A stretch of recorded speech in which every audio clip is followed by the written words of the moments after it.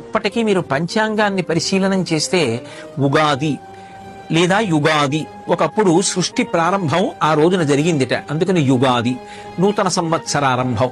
అందుకే ఆ రోజున అభ్యంగన స్నానం ఆచరించి నూతన వస్త్రధారణ చేసి రాజదర్శనము అని పంచాంగంలో రాసి ఉంటుంది.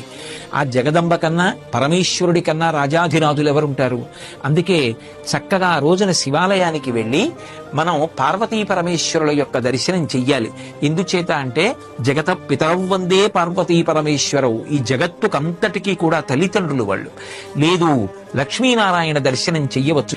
ఆ రోజున తప్పకుండా చెయ్యవలసినటువంటి పనులలో ఒకటి గోపూజ చేసి వృషభ పూజ చెయ్యాలి. ఎందుచేత అంటే ఎద్దు యొక్క డెక్కల నుండి స్రవించినటువంటి అమృత బిందువుల వలన పంట బాగా వృద్ధిలోకి వచ్చి చక్షు సంబంధమైన వ్యాధులు రాకుండా ప్రజల్ని కాపాడుతుంది.